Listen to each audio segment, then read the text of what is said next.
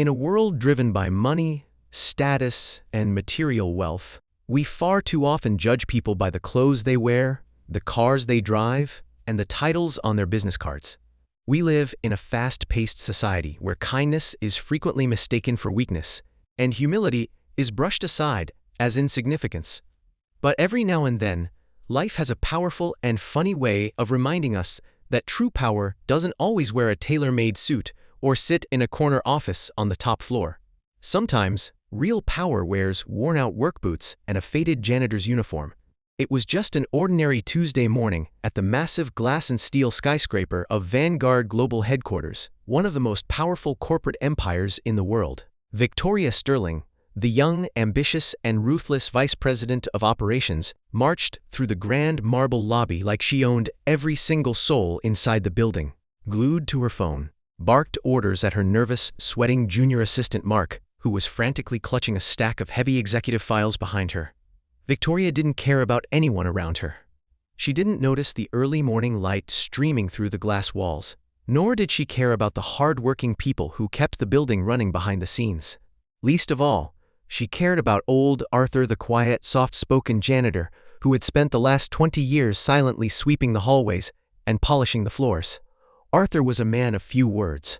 His hands were calloused, his uniform was faded, and his back was slightly bent from decades of hard physical labor. Yet, he worked with an undeniable sense of quiet pride, greeting every employee with a warm smile, even though almost nobody ever bothered to look him in the eye or reply. Then came the moment that changed everything. Victoria, lost in her own arrogance and screaming into her phone about quarterly profit margins, completely ignored a brightly colored yellow caution sign resting on the marble floor. She took a sharp turn and tripped over the edge of Arthur's mop bucket, splashing hot, sticky coffee all over her $3,000 custom designer suit. The entire lobby went completely silent. Employees froze in their tracks, holding their breath. Now, any reasonable person would accept an honest apology, especially considering the warning sign was clearly visible.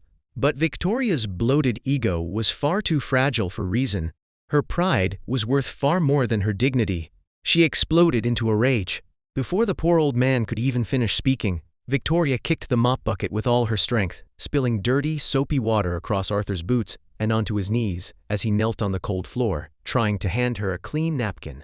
She screamed at the top of her lungs, calling him a blind, miserable old fool. She called him a stain on the company, a disposable nobody, and fired him on the spot. She stood over him, shrieking that his entire life's earnings weren't even worth the price of the jacket he had just ruined. Arthur didn't yell back.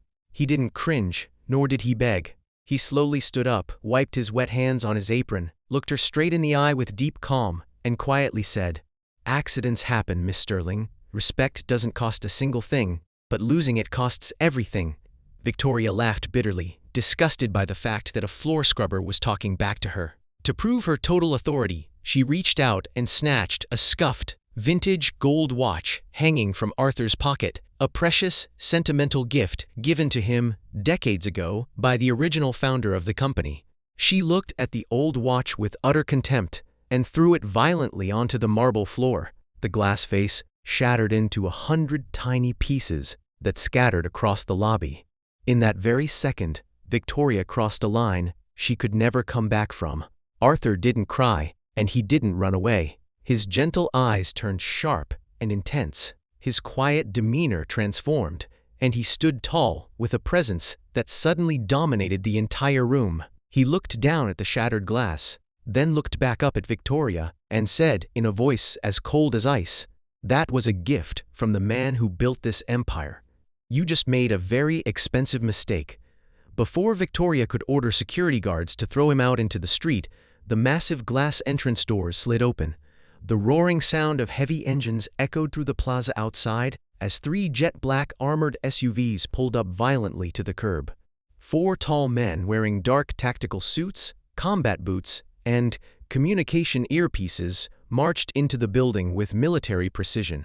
The entire lobby turned completely lifeless. Nobody dared to move. Victoria, assuming these were high-level government officials or private security she could command, immediately stepped in front of the lead commander. She adjusted her jacket, put on a fake corporate smile, and began demanding that they arrest the janitor for property damage and trespassing. The head commander didn't even slow his pace. He pushed right past Victoria, brushing her aside as if she were invisible. He marched directly up to old Arthur, came to a sudden halt, and snapped a sharp, crisp salute that echoed across the high ceilings. In a powerful voice that shook the glass walls, the commander announced, "Sir, the board of directors is assembled in the penthouse suite. The multi-billion-dollar international acquisition paperwork is on your desk, awaiting your final signature. Chairman Arthur Vanguard." A collective gasp rippled through the lobby. You could hear a pin drop.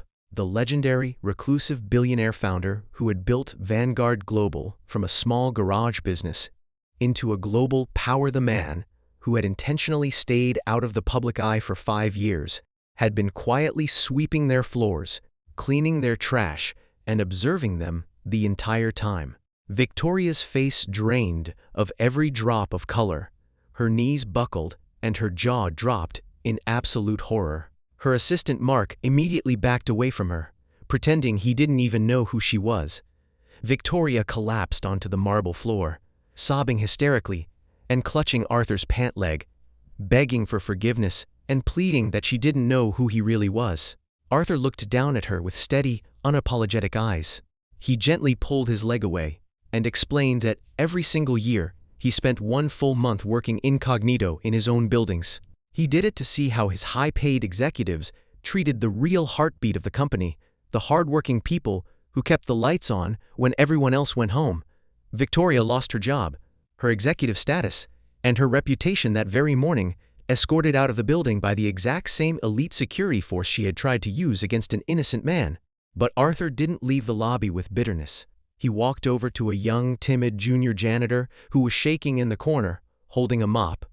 Arthur smiled, promoted the young man on the spot to workplace ethics supervisor, and invited him upstairs to sit at the executive board table. As Chairman Arthur Vanguard walked toward the private elevators, he left every employee in that skyscraper with one timeless truth to live by.